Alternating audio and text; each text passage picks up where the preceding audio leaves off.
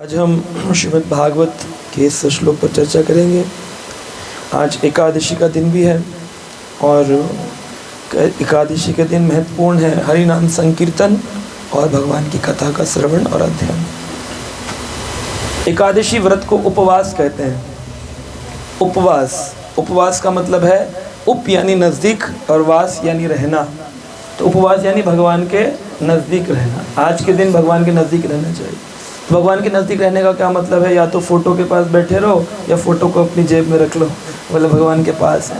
उपवास का मतलब है शास्त्रिक तरीके से भगवान के नज़दीक रहना, यानी ग्रंथ पढ़ना, ग्रंथ सुनना, शयन नहीं करना, टीवी नहीं देखना, घूमने फिरने नहीं जाना, ज़्यादा कोशिश करें ज़्यादा हरि नाम जप करना, ज़्यादा इसलिए ज़्यादा खाना नहीं बनाते हैं व्रत के दिन। सिंपल फूड, आलू खा लो, फ्रूट खा लो, जल्दी से एंड देन वापस जप में आ जाओ। उसमें भी हम फ्राई तले ये करें वो कर, तो समय तो उतना ही लग गया हमारा, तो हमारा वो उपवास ख़त्म हो गया। लेकिन हम देखते हैं क्योंकि नए लोग जुड़ते हैं तो इसलिए नए लोगों को कहते हैं कि भाई चलो आप बना लो कूटू का ये और ये वो सब बना लो, खा लो, क्योंकि नए लोग हैं। अगर इतना वैराग दे देंगे तो उतना हजम नहीं होगा, तो इसलिए उनको स्लोली ग्रेजुअली लेकर के आते हैं। परंतु उपवास में बोलते बाल धोने चाहिए कि नहीं धोने चाहिए? बोले नहीं धोने चाहिए। बोले नियम है। नियम क्या नियम है? नियम ये है उपवास है, भगवान के नज़दीक रहना है। बाल धोएंगे, फिर उसको शैम्पू करेंगे, फिर उसको सुखाएंगे, फिर ड्रायर करेंगे, तो आधा टाइम तो इसमें चला, माला कब करेंगे? तो मुख्य कारण है भगवान का नाम भजन ज़्यादा हो। कपड़े धोने चाहिए कि नहीं धोने चाहिए? बोले कपड़े नहीं धोने चाहिए, क्योंकि कपड़े धोने में क्या होगा, समय चला जाएगा। चाहे वॉशिंग मशीन में धोए, पाउडर डालो, मीटर पर जाओ, निकालो, सुखाओ, उतारो, प्रेस करो। आज के दिन निषेध कर दिया गया शास्त्रों में कि भाई कपड़े मत धो, बाल मत धो, शेव मत करो। शेव करने में टाइम लग जाता है, शेव करने में कट भी लग जाता है। अगर कट लग गया और खून निकल गया तो फिर खंडित हो जाती है। अगर एकादशी के दिन आपका कोई रक्त निकल जाता है तो एकादशी के दिन जो व्रत लेते हैं, व्रत करने वाले भजन भक्त, वो इन सब चीज़ों को नहीं करते। वो शेव करेंगे तो बच जाएंगे। तो इसलिए क्या करें भक्त लोग, तो रात को सोने से पहले 11 बजे 12 बजे जब भी सोने जा रहे हैं आप शेव करके सो जाइए। तो एटलीस्ट एक दिन 24 आवर्स तो चली जाएगा 11 से 11, तो आप सुबह आपको नहीं करना पड़ेगा। तो कभी कभी बहुत इमरजेंसी होती, कुछ हो गया, तो फिर ब्रह्म मुहूर्त प्रारंभ होने से पहले यानी 4 बजे से पहले उठ करके शेव कर सकते हैं। लेकिन एक बार ब्रह्म मुहूर्त शुरू हो गया, एकादशी तिथि प्रारंभ हो गई है, तो फिर नहीं कर सकते। तो बेटर वही होता है कि संध्या काल में कर लें, संध्या काल में कर लेना चाहिए। तो ये सारे नियम जो दिए गए, इसको फिर हमने उसको विचार बना दिया। बोले आज कपड़े नहीं धोना, आज बाल नहीं धोना, आज शेव नहीं करना, आज टीवी देखेंगे, 3-4 पिक्चर पेंडिंग चल रही हैं सारा काम खत्म हो गया तो ये करेंगे। तो व्रत के दिन लोग क्या करते हैं, है ना, और फिर चाय पीते हैं। व्रत कह रहे हैं प्रभु जी हम ना एकादशी पढ़ते बस कुछ नहीं खाते, बस 2 कप चाय। तो भैया कैफीन ले लिया आपने तो हो गई एकादशी खंडित आपकी। कैफीन खा ली आपने अगर तो फिर हो गया अगर। तो चाय के दम पर नहीं एकादशी रखी जाती है। तो इस तरह से एकादशी का मतलब है भगवान के भाव में। एकादशी का एक और अर्थ भी है। एकादशी ही के दिन क्यों देवी प्रकट हुई? कई लोग बोलते हैं कि जब भगवान ने मुर नामक राक्षस का वध करना था और उसको वचन दिया था भगवान ने कि मैं तुम्हें वध नहीं करूँगा, और वो जाकर के एक लंबी गुफा में सो गया, तो भगवान जब उससे वध करने के लिए वहाँ गए तो भगवान के शरीर से एक देवी प्रकट हुई और उन्होंने उनको वध किया, क्योंकि भगवान ने वचन दिया था मैं तुम्हारा वध नहीं करूँगा। तो जो देवी निकली वो भगवान की अंतरंग शक्ति थी, इसलिए उनका नाम एकादशी देवी पड़ा। बोले एकादशी क्यों पड़ा? बोले क्योंकि वो एकादशी वाले दिन प्रकट हुई थी। समझ में आता? पर एकादशी को क्यों हुई? अब डीप वाले तो बहुत सारे डीप क्वेश्चन पूछते हैं ना, भाई ऐसे ही क्यों, एकादशी को क्यों ऐसा हुआ, द्वादशी को क्यों नहीं मारा उन्होंने? तो द्वादशी देवी नाम पड़ जाता, द्वादशी व्रत हो जाता। तो एकादशी भगवान ने क्यों चुना? क्योंकि हमारे शरीर में 11 इंद्रियां हैं, 5 कर्मेंद्रियां, 5 ज्ञानेंद्रियां और 1 मन। ज्ञानेंद्रियां कौन सी हैं? आँख, नाक, जिह्वा, कान, त्वचा, जिससे हम संसार का ज्ञान लेते हैं। इसे अंग्रेजी में नॉलेज एक्वायरिंग सेंसेस कहते हैं। आइज से हम देखते हैं अच्छा बुरा, कान से अच्छा बुरा, नाक से दुर्गंध है सुगंध है, जिह्वा से मीठा खट्टा कड़वा, त्वचा से ठंडा गर्म। तो ये जो ज्ञान लेने, ज्ञान इंद्रिय, 5 ज्ञान इंद्रियाँ और 5 कर्म इंद्रियाँ, हमारे हाथ पैर, उदर, हमारे जनेंद्री, ये सब चीज़ें जो हमारे कर्म इंद्रियां हैं, 5 वो और 5 वो मिला के 10 और 1 मन, ये टोटल 11। तो भगवान कहते हैं एकादशी का दिन का मतलब है इन 11 इंद्रियों से केवल और केवल कृष्ण भजन होना चाहिए और कुछ नहीं। ये सारी सेंसेस, सारी क्रियाएं, आँख तो केवल दर्शन में और कुछ नहीं। कोई बोले भी एकादशी के दिन चलो एक शादी में जाना है, बोले नहीं आज से एकादशी हम नहीं जा पाएंगे, जाएंगे भी तो फ़ोटो लेकर जाएंगे, तुम्हारी तरफ नहीं देखेंगे भगवान को है नहीं, अच्छा है फोटो लेकर जाएंगे। तो ऐसा कर सकते हैं हम, आज कुछ भी बुरा नहीं सुनेंगे, केवल कृष्ण के बारे में सुनेंगे। तो कानों में FM नहीं सुनना, कुछ नहीं करना, केवल आज के दिन भगवान का भजन। नाक से केवल भगवान की पुष्प मालाओं को जो भगवान को अर्पित करते हैं, इन्हें निर्माल्य कहते हैं। इनको आज के दिन सुगंध भगवान की नाक में, कोई आकर के बोले ये देखना परफ्यूम कैसा है, नए पेरिस से, नहीं आज निकल चक्कर नहीं, आज इन जिह्वा से केवल और केवल कृष्ण प्रसाद ग्रहण करें। आज के दिन कोई बोले थोड़ा सा, कई लोग कहते हैं केवल चावल नहीं खाते, बाकी खा सकते हैं, कहाँ लिखा है? कोई प्रमाण नहीं है इसका, सिर्फ अपनी मनोकल्पित धारणा से बनाया गया। चावल छोड़ देंगे, उनको लगता है केवल चावल में ही पाप है, अन्न में भी पाप है, अन्न के हर कण में आज के दिन पाप पुरुष ने प्रवेश किया, इसलिए कोई भी एक सिंगल कण भी नहीं खाना चाहिए, है ना। राई के दाने से भी कम देख के चेक करके खाना चाहिए, बीज किसका है, ये क्या है, पूछ लेना चाहिए। तो गलतियां हो जाती हैं, जैसे कुछ लोगों से गलती हो जाएगी, नींबू पानी पीने गए किसी के घर में, बोले आज तो खाली है, कुछ काम नहीं है, घर में प्रसाद भी बहुत कम था, तो मैंने सोची पड़ोसन कई दिन से बुला रही, चलो मिलाती हूँ। मिलने के उन्होंने कहा लो भाभी जी नींबू पानी आपने भी पी लेकर, बड़ा अच्छा है। कह रहा हाँ बस थोड़ा काला नमक मिलाया था तो उससे टेस्ट बन गया, तो आपका तो हो गया काला नमक से एकादशी भांग। फिर तो भगवान का व्रत कराते थे, खुद नहीं करते। हाँ, लोग कहते हैं कि उस दिन वो कुट्टू का भोग लगाते भगवान का, खुद अन्न खाते। तो ये इन्हें महामूर्ख कहते हैं, इनकी यूनिवर्सिटी महामूर्ख यूनिवर्सिटी है। तो ये जो महामूर्ख हैं इनके दूरी बना के रखें आज के दिन। तो अपनी इंद्रियों से केवल कृष्ण का ही चिंतन। पैर जाएंगे तो केवल भजन के लिए जाएंगे, प्रोग्राम के लिए जाएंगे, कथा सुनने जाएंगे, बोले एकादशी का दिन थोड़ा मॉल घूम लेते हैं, तो नहीं जाना चाहिए। और हाथ दिए भगवान ने तो आज के दिन अधिक माला का जाप इन हाथ से करना। तो कोई भी अंग जो है उसका कार्य केवल भगवान की ओर। और मना जो सबसे उत्तम इंद्रिय, इन 10 को चलाने वाली हेड, मन, मना षष्ठानि इंद्रियाणि प्रकृतिस्थानि करिष्यति, ये मन है, ये कंट्रोल करके रखना है आज, खींच करके। मन चंचल है, इसलिए साइंटिफिक रूप से साइंस क्या कहती है कि जो मन है इसका विकार, इसका स्वामी है चंद्रमा। चंद्रमा कुंडली में 2.5 दिन की चाल चलता है। अगर आपका कभी मूड खराब हो तो ये ऑब्जर्व करना, 2.5 दिन के बाद आपका मूड अपने आप ठीक हो जाएगा, बिना किसी उपाय के, बिना किसी के समझाए बुझाए, अपने आप 2.5 दिन बाद महसूस करेंगे आज थोड़ा अच्छा लग रहा है, क्योंकि चंद्रमा की चाल मन की चाल है और वो मन को खराब करती। मन दुखी होता है, कभी किसी ने बुरा बोल दिया तो बोले आज मन बड़ा उदास है, ज़्यादा उदास नहीं, 2.5 दिन अपने आप ठहर जाएगा, क्योंकि चंद्रमा आता है कुंडली में। तो चंद्रमा के कारण मन, उसका स्वामी, मन का स्वामी चंद्रमा। अब मन को वश में करना एकादशी के दिन। अब हमारे शरीर में ज़्यादातर क्या है? पानी है, 70% पानी है, 30% बाकी बॉडी में फ्लूइड्स हैं और दूसरे मसल्स वगैरह, फैट्स हैं। जब भी टाइड्स आती हैं, ज्वार भाटे आते हैं समुद्र के किनारे, कौन से दिन आते हैं? एकादशी के दिन। जब मून जो होता है वो पूर्णमासी की ओर जा रहा होता है, तो जब पूर्णमासी का हो जाता है तब टाइड्स नहीं आते हैं। जब वो पूर्णमासी की ओर एकादश भाव में आता है तभी सबसे ज़्यादा ऊंचे ज्वार भाटे। साइंस, एनवायरमेंट साइंसेस, है ना, सच है कि नहीं? यस। सो सबसे ज़्यादा उसी दिन हमारे टाइड्स आते हैं। तो हमारे शरीर में क्या है? फ्लूइड है। और एकादशी के दिन क्या होगा? सबसे ज़्यादा टाइड्स आएंगे, और वो का टाइड्स क्या है? मन। तो मन को विचलित करेंगे। तो इसीलिए एकादशी का दिन अगर हम फास्टिंग करते हैं, कृष्ण कॉन्शियस रहते हैं, तो हमें डिप्रेशन का शिकार नहीं होना पड़ेगा।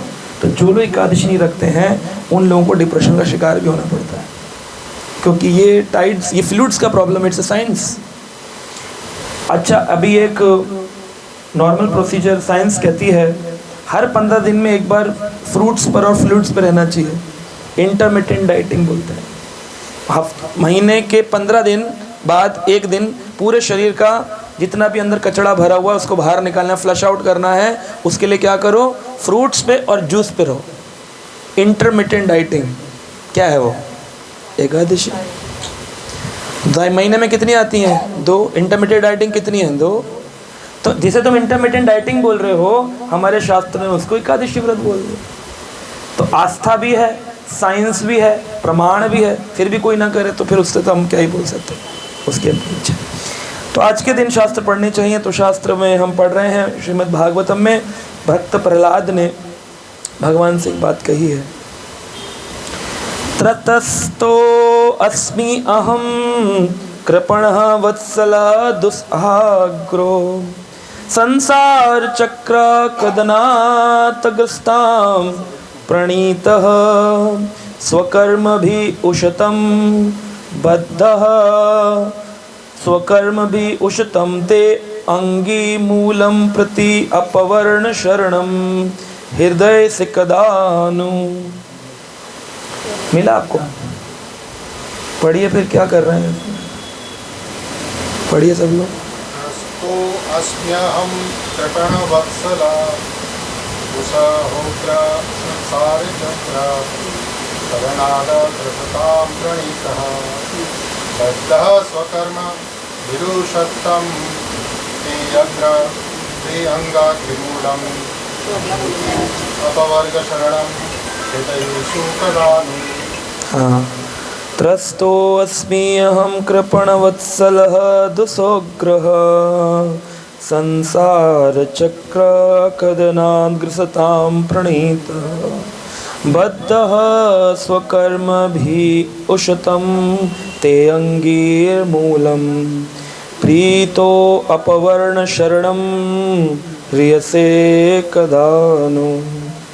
यहाँ पर प्रहलाद महाराज कहते हैं, हे पतितों पर सदैव परम शक्तिशाली दुर्जय प्रभु, पतितों पर सदैव, सदैव दया करने वाले पतितों पर परम शक्तिशाली दुर्जय प्रभु। दुर्जय यानी जिन भगवान को जीतना मुश्किल है, दुर्जय, दुर्जय। जय यानी कि who can be easily conquered and one who can not be easily conquered, जो आसानी से जीता ना जा सके उसे दुर्जय। खली शक्तिशाली पहलवान है, बोले कैसा है? बोले दुर्जय है। जो भी बड़ा पहलवान उसे कहते हैं दुर्जय, इसको जीतना मुश्किल है। वह भगवान परम शक्तिशाली दुर्जय प्रभु को प्रहलाद महाराज नरसिंह भगवान से कह रहे हैं, मैं अपने कर्मों के कारण असुर की संगति में आ पड़ा। तो प्रहलाद किस कारण से असुर कुल में आए? किस कारण से आए? अपने कर्मों। ये याद रखने वाला पॉइंट है। हमारी अगर आज कोई स्थिति गंभीर है, पत्नी अलग मिली है, पति अलग मिला है, जैसे भी गंभीर स्थिति है, तो लोग दुखी होते हैं, मेरे को ऐसा क्यों मिला? तो उसका उत्तर दिखाइए उनको और बताइए क्यों मिला। प्रहलाद महाराज जिनकी कथा भागवत में लिखी गई है, वो कह रहे हैं अपने कर्मों के कारण असुरों की संगति में आ पड़ा। कर्मों के कारण यानी कि पति पत्नी संसार जो मिल रहा है किसके कारण है? कर्म। अभी उत्तर प्रदेश में वो थे ना एक आईपीएस पीसीएस ज्योति मौर्य, हाँ, तो शादी हुई थी तब वो पीसीएस नहीं थी, तब वो एक कर्मचारी, सफाई कर्मचारी की पत्नी थी। लेकिन उन्होंने पढ़ के उसने पति ने हेल्प की और वो पीसीएस क्लियर कर गए। जब पीसीएस बन गई तो उनको लगता अभी मैं बड़ी पढ़ी लिखी हूँ, और पति को उन्होंने छोड़ दिया, त्याग दिया, और फिर दूसरे कमांडेंट के साथ उनका संबंध हो गया, क्योंकि अब पढ़े लिखे लोग तो पढ़े लिखे लोगों में बैठेंगे।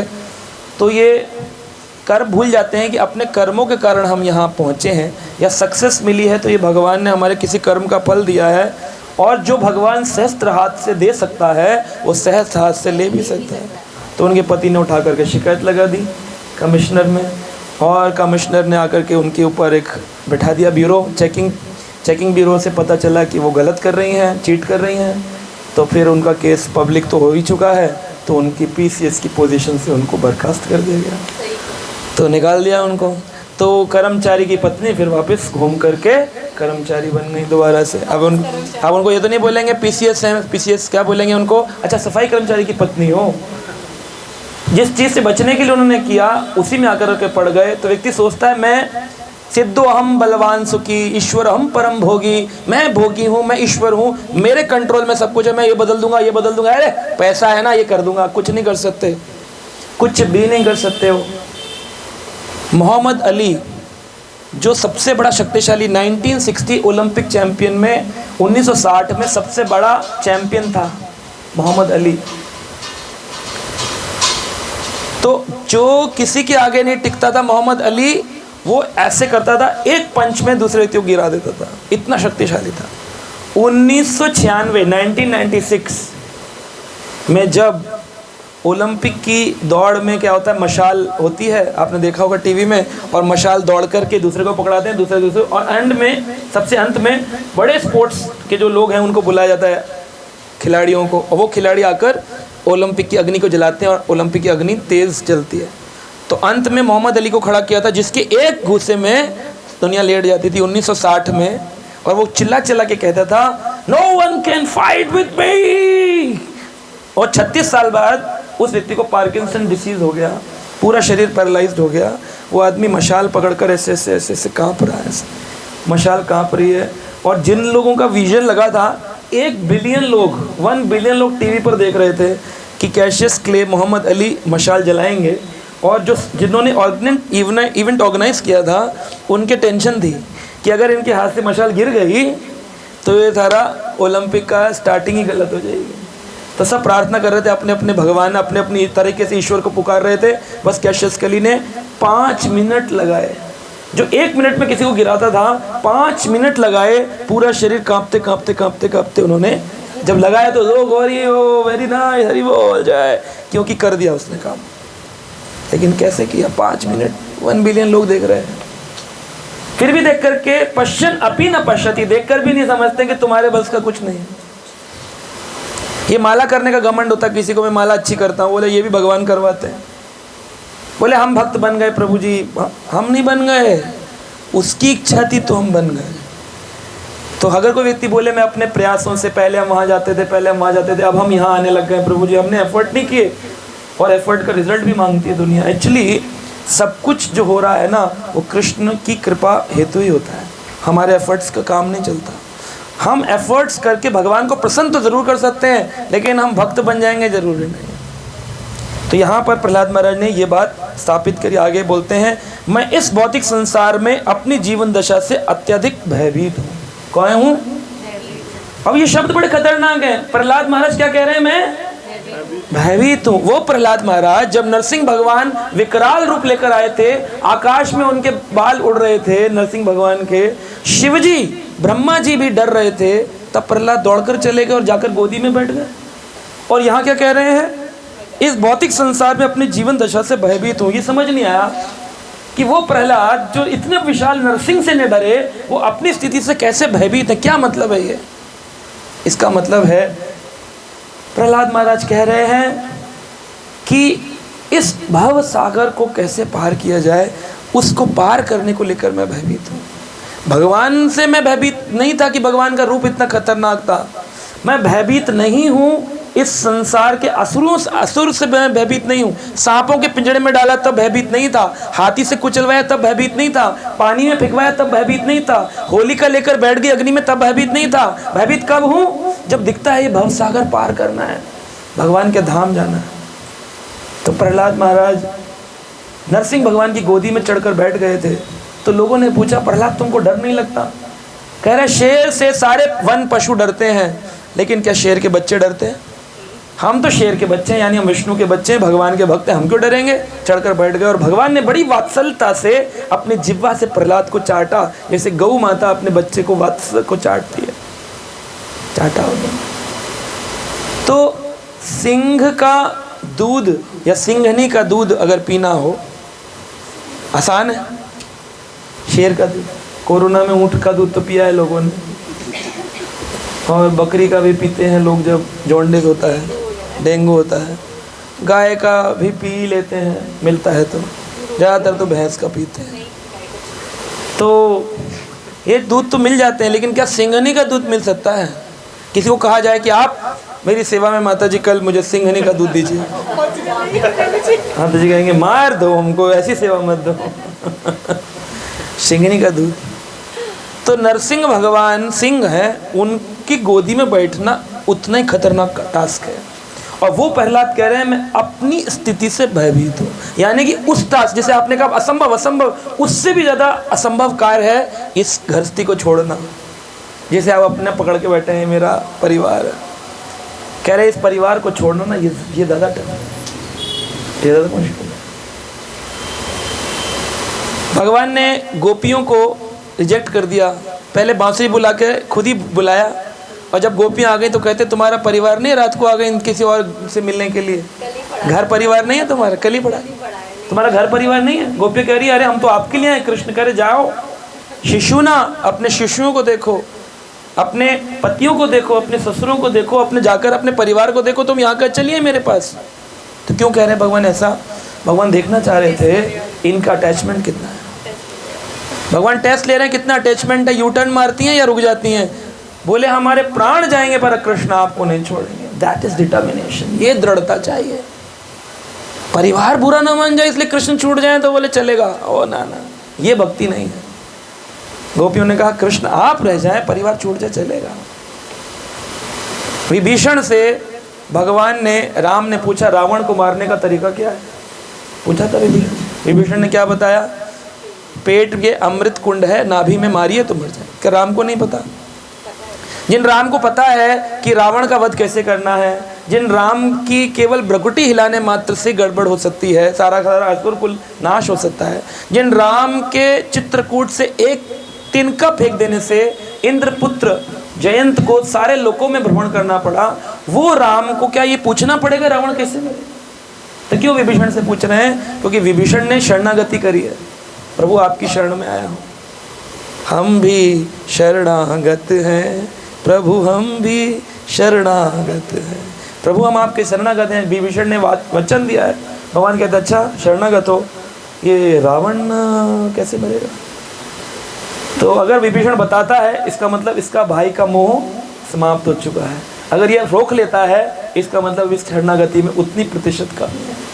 तो भगवान ने पूछा इसलिए नहीं कि उनको मालूम नहीं, इसलिए टू टेस्ट विभीषण, तुम राम के प्रति शरणागत हुए हो, या अभी मन में आ रहा है कहीं मेरा भाई मारा ना जाए, राम जी का युद्ध भी चलता रहा, मैं राम की शरण में भी रहूं, नाभि में न मारेंगे नहीं तो रावण मरेगा नहीं, मेरा भाई भी बचा रहे, कहीं भाई प्रेम तो नहीं।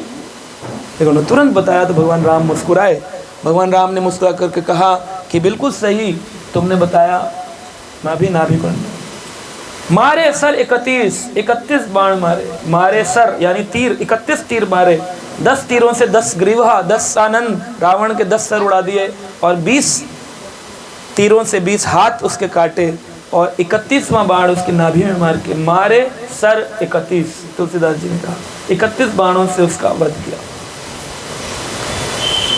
तो ये चीज़ें हमको पता थी है कि कितना हम संसार में फंसे हैं।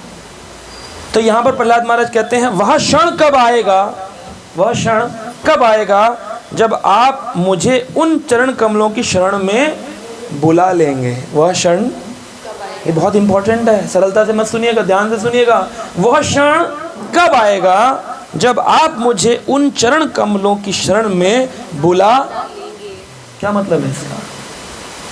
कि जब तक भगवान नहीं बुलाएंगे भगवान की शरण मिलती। हाँ, लोग बोलते कैसे जाएंगे भक्ति में, क्या होगा, कैसे होगा, भगवान की शरण कैसे मिलेगी, कैसे मिलेगी? जब तक वो नहीं चाहेंगे तो वो नहीं बुलाएंगे। आपके घर पे माता जी का कार्यक्रम था, सारे आ गए शादरा के लोग, कितने आए? जिनको बुलाया, जिनको आपने बुलाया, अभी तो आपने इस घर में तो बुलाया, जिनको आपने बुलाया वही आपके घर आएंगे। ऐसे ही क्या कृष्ण लोक में सारे चले जाएंगे? जिन्हें कृष्ण बुलाएंगे वही बोल रहे हैं वह क्षण कब आएगा जब आपके चरण कमलों की शरण में आप मुझे। तो अगर आज हम माला कर रहे हैं ना तो वो बुला रहे। लोग बोलते प्रभु जी माला कर रहे हैं भगवान मिलेंगे, अरे मिल चुके हैं इसीलिए बुला रहे हैं, इसलिए तुम कर रहे हो। ये तुम अपने आप से कर सकते हो, अपने आप से कर सकते हो। ये देखिए दृष्टांत है। तो ये बद्ध जीवों का परम लक्ष्य है। प्रहलाद महाराज कहते हैं एक संसार में जो बद्ध व्यक्ति है उसका परम लक्ष्य यही है कि कैसे मुझे भगवान की प्राप्ति हो, कैसे मुझे कृष्ण चरण मिले। तो वो प्रयास करता है। अब व्यक्ति बोले कि अगर प्रभु जी भगवान सबको बुला रहे हैं तो फिर लोग छोड़कर क्यों चले जाते हैं? कई लोग भक्ति के प्रोसेस को छोड़ जाते हैं, आगे नहीं बढ़ सकते, अग्रसर नहीं हो पाते। क्या कारण है ऐसा कि वो छूट जाते हैं, अग्रसर नहीं हो पाते? तो उसका मुख्य कारण है व्यक्ति को जब भगवान बुलाते हैं, जैसे आपने अपने घर में किसी को बुलाया। अब हमारे पास एक सूक्ष्म आज़ादी भी है, हम मेट्रो पकड़ के 12 बजे भी पहुंच सकते थे। हमने प्रभु जी से सहायता लेना चाहा और वो सहायता पानी में फंस गई और फिर हम 1.5 घंटे बाद घूम करके आए। तो भगवान ने तो बुलाया, लेकिन हमारी जो सूक्ष्म आज़ादी है उस सूक्ष्म आज़ादी का दुरुपयोग करके कभी कभी हम गलत रास्ते का चुनाव भी कर बैठते हैं। तो गलत रास्ते का चुनाव करेंगे तो 1.5 घंटा डिले होगा, आएगा तो, लेकिन 1.5 घंटा डिले आएगा। हाँ नहीं, गलत रास्ता नहीं है, शिक्षा लेनी चाहिए ना हर चीज़ से। मैं तो शिक्षा लेता हूँ, हर परिस्थिति शिक्षा देती है। हमने सोचा स्पीकर ले जाएंगे, भागवतम ले जाएंगे, तो यही है, तो भी रास्ते से ले लेंगे। तो इस प्रकार से ये हमें समझ में आता है कि भगवान बुलाते तो हैं, लेकिन सूक्ष्म आज़ादी का दुरुपयोग जो करते हैं वो भ्रमित है। अब सूक्ष्म आज़ादी का दुरुपयोग ना हो, अब पॉइंट आया है, सूक्ष्म आज़ादी का दुरुपयोग ना हो कि हम भगवान की शरण में बुलाया है तो हम पहुंच जाएं टाइम पर, तो क्या करें? तो संपर्क सूत्र स्थापित करें, यानी कि जो वहाँ रहते हैं उनसे पूछें कैसे पहुंचा जाए ईजीएस्ट। तो हमने विनीत प्रभु से संपर्क सूत्र स्थापित किया, उन्होंने हमको एंगल बताया, इधर से आइए उधर से आइए ऐसे करिए। तो संपर्क सूत्र कौन है? भगवान का। भगवान कहते हैं अहम भक्ता पराधीनो, मैं भक्तों के पराधीन हूँ। तो यानी जीवन में किसी एक भक्त के संग में आए, उसके जीपीएस गुरु पोजिशनिंग सिस्टम, जीपीएस में आए गुरु के, और गुरु पोजिशनिंग सिस्टम तुम्हें बताएगा तुम्हारी पोजीशन कहाँ है, तुम कितनी दूरी हो, कितना घंटा लगेगा, कितनी देर लगेगी, थोड़ा सा भी रास्ता यू टर्न है, रेड लाइट है, सब बताएगा, यहाँ जाम है। जीपीएस गुरु positioning system will tell everything. अब आप आगे बढ़े। अब प्रॉब्लम यहाँ आती है कि जो गुरु जी हैं वो कौन है, ये पता लगाना थोड़ा सा मुश्किल है, क्योंकि संसार में कई सारे हैं। नकली गुरु, लालची चेला, दोनों नरक में ठेलम ठेला। तो सही गुरु मिले, सही वैष्णव मिले, सही व्यक्ति मिल जाए, हर तिलकधारी, हर धोती कुर्ता पहनने वाला भगवान का भक्त हो सकता है, लेकिन क्या वो मुझे भी भक्ति सिखा सकता है? यह डिफरेंस है। क्योंकि भक्त होना और भक्ति सिखाना ये दोनों अलग अलग विषय हैं। कोई भक्त हो सकता है लेकिन वो शायद सिखा ना पाए या बता ना पाए हमारे गहरे रहस्यों को। तो कैसे पता करें कि वो महान भक्त है? बहुत सारे समाज में रहते हैं, चारों तरफ माला, गले में आई कार्ड होता है, तिलक आई कार्ड होता है, और हमें लगता है सब भक्त हैं, और हैं भी, लेकिन महान भक्त हैं कैसे पता करेंगे? कोई एक तरीका बता दीजिए प्रभु जी, लेंस दे दीजिए। जैसे आरबीआई ने गाइडलाइन बता रखी है कि 500 का नकली कौन सा, असली कौन सा, तुरंत माता जी पहचान जाती है। नकली नोट है, साइड कर देती, गड्डी गिनते गिनते। गिनती तो आप ही रोज गद्दी अच्छा नहीं तो पता चल जाता है तुरंत। तो हमारे पास भी कोई नियम थे। तो महाराज रघुगुण जो राजा थे, जड़ भरत जी, जिन्होंने तीसरे जन्म में जाकर के भगवान की भक्ति प्राप्त करी, और जड़ भरत महाराज रघुगुण से कहते हैं, रघुगुणा एतत् तपसा नयति न च इज्जया निर्वपाणात् गृहाद न छंदसाम न एव जलग्निसूर्यो विना महत्पादरज अभिषेकम। क्या बोला इस श्लोक में? वो कह रहे हैं रघुगुणः, 5वां स्कंद 12वां अध्याय श्लोक संख्या 12, रघुगुण एता तपसा। हे राजा रघुगुण, यहाँ पर ज्ञान दे रहे हैं। कौन दे रहे हैं? जड़ भरत। जड़ भरत कौन है? जो राजा भरत थे, जिनके नाम पर ये देश भारत देश पड़ा, वो राजा भरत 50 साल की आयु में अपना सब कुछ छोड़ करके जंगल चले गए, और जंगल में बैठ कर के गंडकी नदी के किनारे उन्होंने एक स्थान बनाया, और वहाँ पर वो रहकर आश्रम में, कुटिया में भजन करते थे। जो भी उन्होंने अपने आचार्यों से सीखा था। गंडकी नदी में एक हिरण का बच्चा हिरणी के गर्भ में था और हिरणी के पीछे शेर पड़ा था। हिरणी अपनी जान बचाकर भाग रही थी और हिरणी ने इधर से शेर ने उसके ऊपर जंप किया और हिरणी जो थी वो घबरा करके नदी को पार करना चाहे कि मेरा बच्चा बच जाए, तो घबराहट में हवा में ही डिलीवरी हो गई, डिलीवरी इन द एयर। तो बच्चा ऊपर से गिरा, हिरणी उस पार, शेर इस पार और हिरण का बच्चा पानी में चपाक और बहने लगा लहरों में। और जड़ भरत महाराज बैठे जप कर रहे थे, हरे कृष्ण कृष्ण कृष्ण हरे हरे। अब बच्चा देखेंगे किसी का हिरणी का बच्चा जा रहा है, आप भी देखेंगे कुत्ते का बिल्ली का बच्चा, तो क्या करेंगे, उठा लेंगे कि नहीं उठा लेंगे, बचाएंगे। तो उन्होंने भी बचा लिया, बचा करके ले आए कुटिया में। सारा दिन हरे कृष्ण अब उसको पत्ते ला कर देते, उसको प्यार करते, ऐसे बंद करिए फोन बंद करिए मंत्री जी।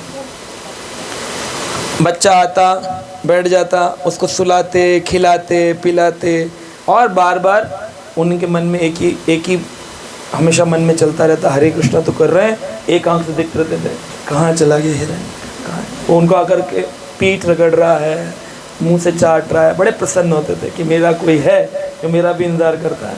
और जब करते थे हरे कृष्ण कृष्ण कृष्ण हरे हरे हरे राम। जैसे हम लोग करते हैं, जब भी करते बच्चों का भी ख्याल रखते हैं, परिवार में वो गैस आई, सीटी आई कि नहीं आई, छोले जब भीगे कि नहीं, उसको टिफ़िन बनाना है हरे कृष्ण कृष्ण, इनको ऑफिस जाना है हरे कृष्ण कृष्ण, पैसे कितने लाओगे शाम को, गिन लिया हरे कृष्ण कृष्ण, बैंक में जमा कर दिया हरे कृष्ण कृष्ण। सारी बातें भी चलती थी, जब भी चलते रहता है। तो ये जड़ भरत भी कर रहे थे, हरे कृष्णा भी कर रहे थे और ये भी कर रहे थे। उनको जो मृग था बच्चा, उसके पैर में चोट लग गई, कांटा चुभा, उससे खून रक्त निकलने लगा। अब उसकी मलहम पट्टी करी, दवाई लगाई, पत्ते बांधे, जैसे भी जंगल में औषधियाँ थी उससे किया उसका उपचार। औषधि उपचार होकर के वो हिरण तो ठीक हो गया। एक दिन इनके प्राण निकल रहे थे जड़ भरत के। तो जड़ भरत के जब प्राण निकल रहे थे, जो भरत महाराज थे, तो ये अंत समय में स्मरण कर रहे थे कि अगर मैं मर गया तो उस हिरण के बच्चे का अब ख्याल कोई ना कोई शेर आकर उसे खा जाए, बस इतना स्मरण कर रहे थे। ये इतनी रंच मात्र आसक्ति के कारण उनको अगले जन्म में, लो जी हो गया काम, कर लो जब। अंत काले च मामेवा स्मरण मुक्त्वा कलेवरम यम यम वापि स्मरण भावम त्याजन्ति अंत कलेवरम ताम ताम एव एति कौंतवे सदा तद भाव भाविता। 8वां अध्याय 6 नंबर श्लोक भगवद गीता। भगवान कह रहे हैं कि यम यम वापि स्मरण भावम, जिस का स्मरण करोगे त्यागते वक्त वो शरीर तुम पाओगे। हिरण का सोचा तो अब हिरण बनकर, क्योंकि इतने बड़े साधु थे, उनको स्मरण था कि मैं पिछले जन्म में गलती कर गया। अब क्या गलती करी इन्होंने, वही गलती जो यहाँ पर रघुगुण महाराज को बता रहे हैं, वह गलती करी। क्या गलती करी, उनको जब पता चल रहा था कि उनकी आसक्ति कहाँ हो गई है हिरण में, तो उनको जाना चाहिए था, अपने गुरुजन से बात करनी चाहिए थी। वो सोच रहे थे अभी नहीं तो थोड़े दिन में ख़त्म हो जाएगी। ये आसक्ति बड़ी मुश्किल है, जाती नहीं है। पप्पू की, पिंकी की, चिंकी की, डिक्की की जितनी भी आसक्ति पाली है ना, ये जाती नहीं है ना। हम प्रभु जी बहुत अच्छी भक्ति कर रहे हैं, ये तो आपको लग रहा है ना, कृष्ण को क्या लग रहा है कि तुम बड़े अटैच्ड हो, मुझे भूले पड़े संसार में। तो वो जड़ भरत महाराज जो थे वो हिरण बने। हिरण बन करके उनको याद आया मैंने गलती करी, गुरु आश्रम में नहीं गया, तो गुरु जी के आश्रम की ओर भागे। अब आश्रम में गुरु जी प्रवचन दे रहे थे, तो प्रवचन सुनने के लिए हिरण आएगा, अगर यहाँ हिरण घुसे तो क्या करोगे आप लोग, भगा दोगे। उनको भगा दिया गया। अब बड़ा दुख होता कि बाहर कथा चल रही है अंदर और मैं बाहर बैठा हूँ। जब कथा सुनने का टाइम था तब तो गंडकी चले गए थे, तब कथा नहीं सुन रहे थे, तब गंडकी में जाकर तपस्वी भी बन रहे थे। लेकिन आज जब स्मरण आया तभी कथा सुनने आ रहे, कथा की कितनी महिमा है। कथा सुनने आते थे वो भगा देते थे, बोले इससे तो काम चलेगा नहीं, मुझे अब क्या करना पड़ेगा, सूखे पत्ते खाकर वैराग्य का जीवन जीना चाहिए। तो सारे हिरण के बच्चे हरे पत्ते खाते थे, केवल एक यही थे जो सूखे पत्ते खाते थे। एक दिन जंगल में आग लगी थी, उस आग में जल करके हिरण भस्म हो गया। शरीर छूटा, ब्राह्मण के घर में जन्म हुआ, तीसरा जन्म। ब्राह्मण के घर में आए, ब्राह्मण कहता था गायत्री मंत्र बोलो। 10 बच्चे पहले से थे, 10वां बच्चा था, वो कहते थे मैं नहीं बोलूँगा। मन में प्रण ले रखा था कि अब बोलूँगा नहीं, क्योंकि बोलूँगा तो फंसूँगा, मैं बोलूँगा तो संसार होगा ना, हमारा बच्चा बोलता ना तो उससे उतना प्यार नहीं होता, जब वो बोलता है तुतला के तो प्यार होता है, मम्मा मम्मा तब प्यार होता है। तेरी तोतली बजा है मेरा बच्चा, तो आसक्ति बढ़ती है और गहरा संबंध ऐसा हो जाता है पूरा बड़े होते होते कि बस अब बेटा हमारा बच्चा।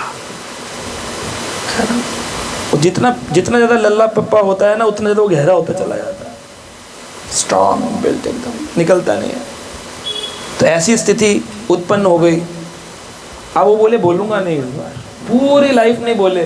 घर के बाकी 9 बच्चे बोले बताओ काम का ना काज का 10वां अनाज का, खाता कितना है और बैठा बैठा कुछ काम तो करवाएं इससे, कुछ काम करोगे? बोलते नहीं, कह कुछ तो बोल, ओम भूर्भुवः कुछ तो बोल, कुछ नहीं बोल। अरे जड़ बुद्धि है, ये जड़ बुद्धि है, इसलिए उसका नाम जड़ था, क्योंकि वो भरत महाराज जड़ बने थे, इसलिए उनको हम जड़ भरत के नाम से जानते हैं। वरना उनका नाम जड़ जड़ बुद्धि है, जड़ है। वो जड़ जड़ करके बोले जड़ इधर आ। जड़ चलाता था, लेट जा, खड़ा हो जा, खाएगा कितना खाएगा, जितना रख दोगे उतना खा जाएगा, बोलता कुछ। तो एक दिन उसको कहा काम करते खेत में ना कौवे उड़ाने का काम तो कर ही देगा। कौवे उड़ाएगा तो हूँ क्यों कर दिया? बोले वहाँ पर अच्छा भजन होगा अकेले में, यहाँ घर में चिक चिक चिक चिक होती है, सुबह निकल जाऊँगा, खाना वहाँ पहुँचा देंगे तेरा, ठीक है हाँ। और इससे अच्छा क्या है, साधु को अकेला भजन मिल जाए। पेड़ के नीचे बैठे रहते, भजन भोजन खा लेते, और कौवे आते तो हरि बोल हरि बोल हरि बोल भजन करके उड़ाते, भजन होता रहता। खेत की सुरक्षा हो रही थी। एक दिन एक राजा, जो कि उस पूरे राज्य के राजा थे, रहुगुणा, वहाँ से गुजरे। तो राजा रहुगुणा की पालकी जा रही थी, 4 वाहक लगे थे पालकी वाहक, 2 आगे 2 पीछे होती थी ना, पहले डोली चलती थी लेडीज़ की, तो उसमें 2 आगे 2 पीछे। अर्थी में तो एक इधर एक इधर एक इधर किधर होता है, अर्थी नहीं, पालकी में 2 आगे 2 पीछे ऐसे लाइन में होते हैं। तो 4 लोग चल रहे थे पालकी लेके। राजा को जाना था कहाँ? कथा सुनने के लिए गंगा सागर। गंगा सागर कहाँ है? कलकत्ता। गंगा सागर जा रहे थे, जहाँ कौन थे? कपिल भगवान का आश्रम था, वहाँ कपिल भगवान कथा कर रहे थे, उधर कथा सुनने के लिए जा रहे थे।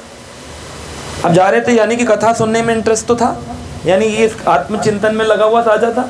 राजा निकला तो एक धीरे धीरे हो गई पालकी, कह रहे सत्संग का समय जा रहा है, जल्दी तेज चलो। कह रहा महाराज एक पालकी वहाँ को बुखार आ गया है, उसको थोड़ा निकाल दें बाहर। कह रहे 3 कैसे उठाएंगे? कह रहे वही तो दिक्कत है, चौथा कहाँ से आएगा महाराज, कैसे चले? महाराज ने कहा इधर उधर देखो, कोई होगा हमारे राज का, उसे बुलाओ। तो इधर उधर देखा तो पेड़ के नीचे हट्टा कट्टा बैठा दिखाई दी। कह इधर आओ, चले गए। क्या नाम है? बोलता क्यों नहीं है? जड़ है क्या? जड़ ही तो था। पालकी उठाएगा, ठीक, पालकी उठाएगा। अब लंबा चौड़ा था तो बाकी वाहक से हाइट अलग थी, तो टेढ़ी हो गई पालकी से। अब राजा से लटक गया। करे क्या है? Rocket launcher. कह रहा महाराज थोड़ी हाइट ज़्यादा। कर चलो अच्छा ठीक, तेज गति से चलो। अब चलते थोड़ी देर झटका लगता है, ऐसे हिलते हैं, ऐसे स्पीड ब्रेकर। ये क्या है? पालकी वाहक, मेरी पालकी हिल क्यों रही है? महाराज ये जो वाहक लगाया है ये उछल उछल के चलता है। महाराज ने पर्दा हटाया, उछल उछल के क्यों चलता है? महाराज को कुछ बोला नहीं। कह रहे महाराज पता नहीं क्यों उछल उछल के चल रहा है। मानता है कि नहीं मानता है? कोड़े लगवाऊंगा, सीधा सीधा चल। अब फिर उछले। अब वो उछलते क्यों थे? कि कोई भी जीव मेरे पैरों से मरना नहीं चाहिए, जहाँ चींटी दिख जाए, कीड़ा दिख जाए, जंप कर जाए। वो पालकी उछले। अब राजा को क्रोध पे क्रोध, क्रोध पे क्रोध, बहुत हद हो गई। एक कई दूर निकल गए, तब एक पेड़ वट वृक्ष के नीचे पहुंचे थे।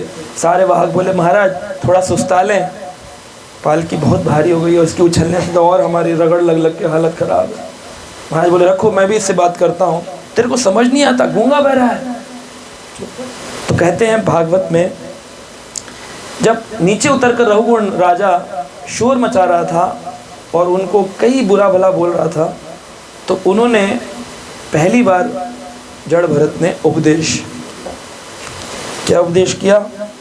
रहुगुणा एतत् तपसा न याति। रहुगुण को कहते हैं भगवान की प्राप्ति तपसा, तपस्या से नहीं होती। रहुगुणा ने क्या कहा? रहुगुणा एतत् तपसा, तपस्या से नहीं मिलते भगवान। सुबह सीधे बैठ जाओ,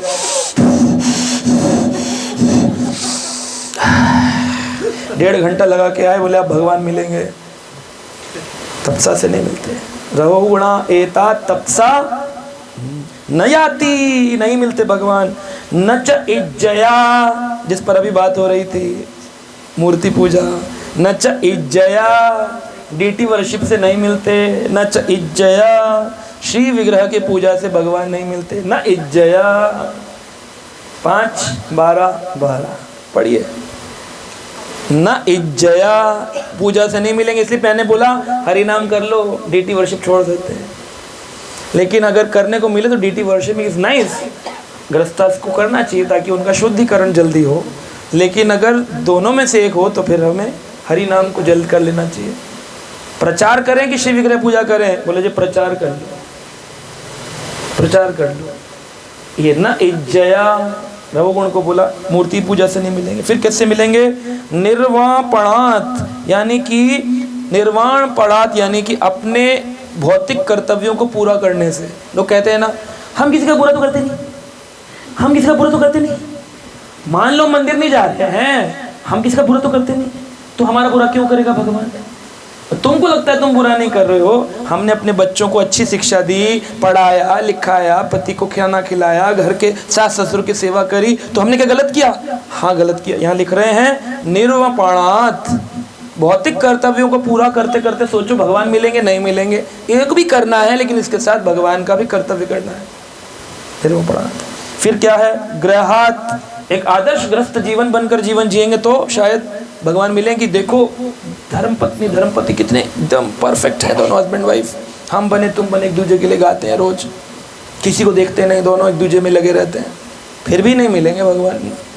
न ग्रहात व न छंदास, शायद हो सकता है ब्रह्मचार्य को धारण कर ले। अरे वो लड़के ने लाल कपड़ा पहन लिया, ब्रह्मचारी बन गया। Prabhu ji you are so nice, prabhu ji Krishna will take you to Goloka because you are brahmachari. न छंदस्या, नो नो। बोले फिर, बोले हो सकता है शायद वेदों के अध्ययन से। बोले अरे वेदों का अध्ययन करते हैं वो समाज वाले, देखो वेद अध्ययन करते हैं, यजुर्वेद, सामवेद, अथर्ववेद। भगवान ने कहा न छंदसा, ना ही छंदों के आचरण से, ना ही छंदों के वेदों के पढ़ने से। ये कौन बोल रहे हैं? भरत महाराज, जो 3 जन्म हो चुके हैं, क्यों नहीं भगवान मिल रहे हैं? न एव जल अग्नि सूर्यो, यानी कि जल तपती धूप या जलती अग्नि में रहकर कठिन तपस्या करने से। कई लोग जल की पूजा करते हैं, जैसे नदियों की पूजा करते हैं। कुछ लोग सूर्य पूजा करते हैं, देखा है ना आपने, उत्सव आता है, सूरज के पानी में खड़े होते हैं, खाना नहीं खाते 3 दिन तक। जो भी है, सूर्य पूजा। अग्नि, कुछ लोग अग्नि को यज्ञ पूजा करते घर में। बोले आज आपको हमारे घर आना है, गृह प्रवेश है, माता जी प्रभु जी नया घर खरीदा है, क्या करवा रहे हैं? बोले यज्ञ। तो उसको कहते हैं इक्वल टू धुआं, क्योंकि यज्ञ क्या है? भगवान तो मिल नहीं रहे, फिर काय बात के लिए कर रहे हो धुआं घर के लिए? कुछ लोग कहते हैं, मैं मेरे को बोलते हैं प्रभु जी आप हमारे गृह प्रवेश में आएंगे। कहा कीर्तन हो गया, कथा हो गई, प्रभु जी वो तो नहीं हुआ, धुआं धुआं धुआं धुआं तो नहीं हुआ, धुआं धुआं यहाँ वहाँ कहाँ कहाँ धुआं धुआं। वो धुआं धुआं करते पंडित जी, पब्लिक कहती है, वो कहते हैं स्वाहा, पब्लिक चश्मा उतर कहती है आहा, इतना पानी पानी हो जाता है। यज्ञ करो यज्ञ करो। वो कह रहे न जल अग्नि सूर्यो विना, ये कुछ नहीं मिलने वाले भगवान। फिर कैसे मिलेंगे? राजा रघुगण को उन्होंने बोला महत पाद रजो अभिषेकम, यानी कि महत यानी महान भक्तों की क्या करो? चरण रज अभिषेक को धारण करो। इसको करने से केवल भगवान प्रसन्न होते, क्योंकि भगवान कहते हैं अहम भक्ता पराधीन। अब ये कैसे पता चले कौन महान भक्त है? किसी की भी चरण रज लेने लग जाएंगे तो कैसे काम चलेगा? कैसे पता करें कि yes he is a real devotee? तो महाराज जड़ भरत रघुगुण को कहते हैं जो व्यक्ति अपने जीवन में किसी भी वर्ण का हो, प्रभु जी ब्राह्मण होना चाहिए ना गुरु को, तो शूद्र चलेगा? शूद्र है तो अपने जाति इनके शूद्र है ना, इनको कैसे गुरु बनाए? ब्राह्मण होना चाहिए। न विप्रो, न कोई ब्राह्मण नहीं, न विप्रो, फिर कौन? न क्षत्रियो, न वैश्यो, न शूद्रो, चारों वर्ण बना कर दिया। फिर बोले फिर किसको वर्ण वर्ण आश्रम आश्रम आश्रम आश्रम आश्रम। प्रभु जी ब्रह्मचारी होना चाहिए ना, लाल कपड़े वाला, उन्हें गुरु बनाना चाहिए। या फिर सन्यासी, सन्यासी महाराज डंडे वाले सन्यासी, सन्यासी चलेंगे नहीं? उन्होंने कहा न सन्यासो न शूद्रो, न ब्रह्मचारी, न ग्रस्तो, फिर कौन है? कौन है? बोले जो व्यक्ति बड़ा बूढ़ा हो, बड़ी दाढ़ी वाला हो, बाबा जी महाराज हो, यहाँ तक लंबी दाढ़ी हो, लंबे बाल हो, तो वो गुरु जी बनाए जा सकते हैं। महाराज जी को देखते इतनी लंबी दाढ़ी है, इतने लंबे बाल हैं, लाल पीले कपड़े हैं, महाराज जी बहुत अच्छे लगते हैं, चंदन लगाते हैं पूरे माथे पे, बहुत सुंदर महाराज जी हैं, इनको हम गुरु बना सकते हैं। बूढ़े हैं ना, ना। फिर किसको? बोले एकदम जवान बाल व्यास बने हैं, बाल व्यास 8 साल की उम्र में बाल व्यास बने हैं, जिनके अभी पूरे बाल भी नहीं आए हैं, इतने बाल व्यास हैं,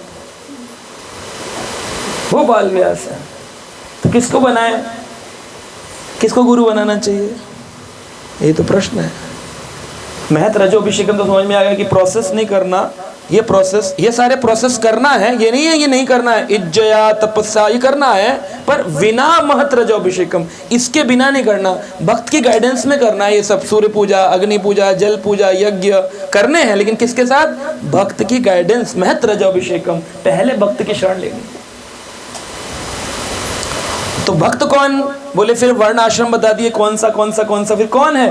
बोले जो व्यक्ति किसी भी उम्र का हो, चाहे वो 2 साल का ही क्यों ना हो, या 72 साल 80 साल का क्यों ना हो, अगर वो केवल कृष्ण की कथा ही करता है, हर वक्त जहाँ बैठेगा वहाँ पर केवल कृष्ण के बारे में बोलेगा, तो फिर वो व्यक्ति भगवान का भक्त है। और जो हरे कृष्ण कृष्ण, तो उन्होंने बोला कैसा होना चाहिए भक्त को? जो किसी भी उम्र का हो, किसी भी वर्ण का हो, किसी भी आश्रम का हो, लेकिन क्या करता हो? जब भी बैठे, जहाँ भी बैठे, हरि कथा ही करता हो, बस हरि कथा करता हो। तो एक बार एक साधु आए थे, एक जगह बैठे, और उन्होंने देखा कि रास्ते पे चलने वाला एक व्यक्ति आकर के यात्री बैठा और आधे घंटे उनके साथ चर्चा करी, हरी चर्चा करी। हरी चर्चा करने के बाद जब वो चला गया तो उनसे किसी ने पूछा, उस यात्री से, तुम्हारी कितनी उम्र है? तुम्हारी कितनी उम्र है? तो उन्होंने कहा मेरी उम्र है आधा घंटा। कह रही कैसी उम्र है? उम्र तो होती है 10 साल 20 साल 15 साल, ये कैसी उम्र है आधा घंटा? बोले क्योंकि बाकी उम्र का समय तो मैंने व्यर्थ ही गवाया है, अगर मैंने सच में मनुष्य शरीर का इस्तेमाल किया है तो मैंने उम्र का इस्तेमाल आधा घंटा ही किया, इसलिए मेरी उम्र आधा घंटा। यानी जितनी देर हम सत्संग करते हैं, हरि कथा करते हैं, गति कथा में बैठते हैं, प्रश्न उत्तर करते हैं, जप करते हैं, भगवान की विग्रह सेवा करते हैं, तपस्या करते हैं, भजन करते हैं, जो भी कृष्ण के लिए किया जाता है, गुरु और वैष्णवों के अनुगत होकर के उसी को जीवन माना जाता है। बाकी सब वेस्टेज है, सब बेकार। जो आपने गए रिश्तेदार के शगन देने गए थे, उसकी बारात में घोड़ी पे पीछे थे, उसके आगे थे, उसके वो करवा रहे थे, खाने बनवा रहे थे, हलवाई के वो कर रहे थे, सब वेस्ट चला है। केवल हरि कथा कर सकता है वो व्यक्ति गुरु बनने योग्य है ना। तो ये बात बताई है कि कौन है गुरु? यही वेति तत्ववेता से ही गुरु है। किबा न्यासी किबा शूद्रो, चाहे सन्यासी क्यों ना हो, चाहे शूद्र क्यों ना हो, किबा विप्रा किबा न्यासी किबो शूद्रो नाय, जय व्यक्ति तत्ववेता से ही गुरु है। वही व्यक्ति गुरु है जो तत्व को जानता है और कृष्ण तत्व में चर्चा करता है। तो ये बात राजा रहुगुण को जब पता चली तो उन्होंने तुरंत महत रजाभिषेकम, तुरंत किसके प्रण पकड़ लिए? बड़ भरत के। और जड़ भरत जब प्रण पकड़े तो कहते हैं नहीं नहीं मेरे पैर मत पकड़िए। कहा तुम कौन हो आत्मज्ञानी? कहा अहम पुरो भारतो नाम राजा, मैं भारत नाम का राजा था। ये भागवत का है। अहम पुरो भारत नाम राजा, लेकिन क्या हुआ? विमुक्तः दृष्ट श्रुते संगः बंध आराधनम भगवतो ईहमानो मृगो अभावम मृगा सिद्धार्थ। मैं अपने भगवान को आराधना को छोड़कर मृग की आसक्ति में फंस गया, जिसके कारण मेरा दूसरा जन्म हुआ। मैं श्री भगवान की सेवा में पूर्ण तत्पर था, किंतु दुर्भाग्यवश मैं एक छोटे से मृग के प्रति इतना आसक्त हो गया कि मैंने अपने आध्यात्मिक कर्तव्यों को ही छोड़ा। समझ रहे हैं? तो मुक्ति ऐसे नहीं होती कि एंड में ना बाबूजी जा रहे थे, हमने ना गंगा जल डाला, तुलसी डाली, बाबूजी को बोला राम राम, बोलो बाबूजी राम राम, बाबूजी बोले राम, बाबूजी गोलोक चले गए होंगे। इतना आसान नहीं गोलोक जाना। हाँ वैकुंठवासी लिख दिया, टाइलें लगवा दी बाबूजी के नाम से, हाँ वापिस आ गए। और फिर खुद ही कह रहे होते हैं इसके चेहरा बाबूजी से नहीं मिलता लड़के का हमारे घर में जो आया है। तुम अभी तो गोलोक भेज रहे थे, भगवान कह रहे यत गत्वा न निवर्तन्ते तद धामम परमम मम। फिर कैसे आ गए बाबूजी लौट के? क्योंकि तुम लाना ही चाह रहे थे, वो जाना नहीं चाह रहे थे, तुम भेजना नहीं चाह रहे थे। तो बाकी सब तो कहने की बात है। आसक्ति इतनी खराब है। श्रील प्रभुपाद जी बोलते थे, एक व्यक्ति बड़ा ज़मींदार था, बड़े खेत थे उसके, गेहूँ बनाया, खूब बड़े बड़े गोडाउन बनाए, लड़के बच्चे बनाए, और बाद में इतना आसक्त था कि उसको अगला जन्म पशु का लेना पड़ा, गधे का। और जब गधा बन के आया तो उसके मुँह भूख लगी, तो बोला अब कहाँ इधर उधर मुँह मारूंगा, अपना गोडाउन भरा पड़ा, वहाँ से खाते हैं हम, काय को किसी का खाएं। पहले तो पीस के खाता था, अब कच्चा खाता था, गधा था।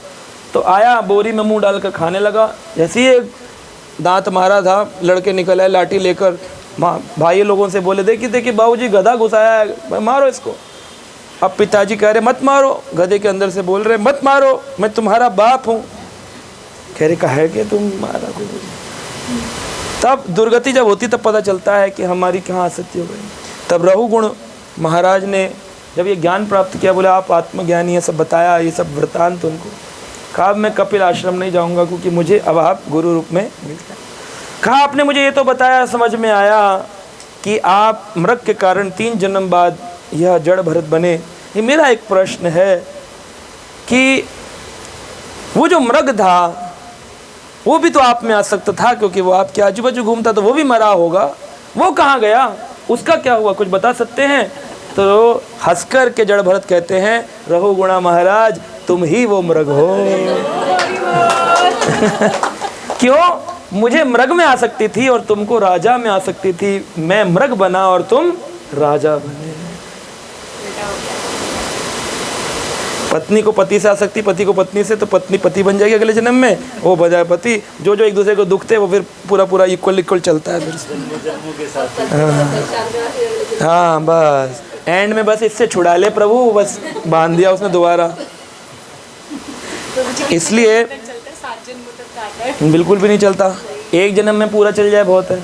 एक बार हमारे एक महाराज हैं, हिंदू राधा गोविंद महाराज कथा कर रहे थे, बोले मैं एक जगह गया, वहाँ पर हमारा एक गांव का ज्योतिषी था, वो बैठा था उनके घर में। जब हमको पहुँचे देखा तो थोड़ा शक पका गया। तो वो तो अपना ढोंग कर रहा था कि तुम्हारा कुंडली में ये है, तुम्हारा वो है। उस आदमी की पत्नी छोड़कर चली गई थी और ज़्यादा बड़ी उम्र भी नहीं थी, तो आधे में उसका जीवन खराब हो गया था। तो कुंडली दिखाने के लिए उसने बुलाया था, और ये ज्योतिषी इन्हीं के गाँव का था। तो देखते महाराज को थोड़ा शक पका गया। तो महाराज बोले कर लो अपना ड्रामा जो करना, कर लो अपना। तो वो बड़ा खुश हो गया, बोला कर लूँ, कहाँ कर लो।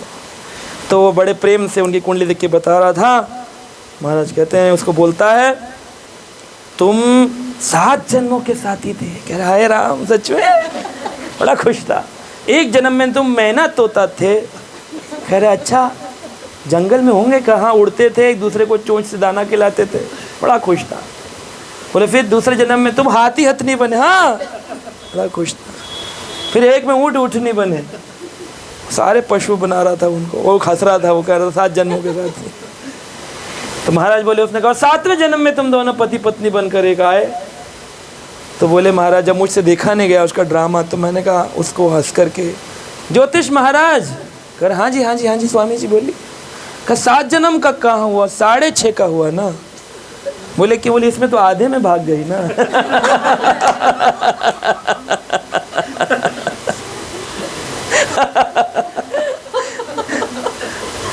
तो ऐसा कुछ नहीं होता। आधा काट के आएगा। हाँ, तो इस प्रकार से ये कोई 7 जन्म का नहीं होता है।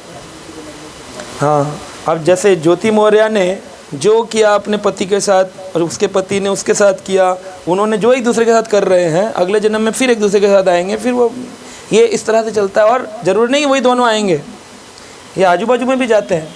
सास के साथ में झगड़े चल रहे हैं तो फिर सास पति बनकर आ जाएगी, फिर ये आ जाएंगे। कभी बच्चों के साथ रह रहा है तो या तो किसी आदमी से 20 लाख रुपए लोन लिया आपने, चुकाए नहीं उसके और गुजर गए आप, तो चुकाओगे कैसे? तो फिर अगले जन्म में वो पत्नी या बच्चे बनकर आएंगे, फिर हंस हंस के उसको 20,000 की साड़ी और 50,000 की ज्वेलरी, फिर वो निकालेगी पैसे चेक काट के, मैं जा रही हूँ शॉपिंग के, चेक दो, हंसे हाँ ले जाओ कोई। तो वो जब 20 लाख पूरे हो जाएंगे तो फिर उस दिन फिर रिश्ता बोले अब बहुत हो गया तुम्हारी, सुन लिया हमने, हमें ज़रूरत नहीं है तुम्हारी, सब झगड़े शुरू हो जाएंगे, क्योंकि 20 लाख निकालना था तो प्रेम से निकल जाएगा सारा। तो ये एक्चुअली प्रकृति का नियम है। भगवान ने प्रकृति को नियम दे रखा है कि जो जिसको दंडित करना है, जिसका जो बाइंडिंग बाकी है वो सब ख़त्म करो। भगवान के धाम में कोई इस तरह का नियम नहीं है कि बैठकर भगवान जोड़े बनाएंगे, सब कहते ऊपर वाले ने बनाया है, ऊपर वाला यही कर रहा है। वो गोपी रास नृत्य ना करे, ऊपर वाला सृष्टि पालन सृष्टि संहार, उसे ब्रह्मा शिव 33 करोड़ देवताओं का मैनेजमेंट, सूर्य चंद्रमा का मैनेजमेंट करना है, या बैठ के सुबह अच्छा कश्मीरी गेट की लड़की शादरा का लड़का मैचिंग कर दूँ इसकी मित्तल की अग्रवाल से, गोयल की गर्ग से, यही कर रहे भगवान। सुबह शाम गुड्डा गुड्डी का खेल खेलते हैं क्या? भगवान भी इतना समय नहीं है। भगवान ने तो प्रकृति को दिया है, दुर्गा माई को दिया है, प्रकृति तुम ये सेवा करो, जिसके ऊपर पेंडिंग चल रहे हो, वाचिक कर्म, मानसिक कर्म या शारीरिक कर्म, उनके कर्मों के उपभोग के लिए एक दूसरे के संबंध बनाओ सारे के तो एंजॉय करते कहाँ हैं? उनको लगता है वो एंजॉय कर रहे हैं। हाँ, भगवान तो आनंद में रहते हैं, भगवान आनंद में रहे, भगवान सच्चिदानंद है, भगवान को संसार के सब औपचारिकता में पढ़ने की आवश्यकता थोड़ी। तो ये है, ठीक है। हरे कृष्ण। श्रील प्रभुपाद की जय।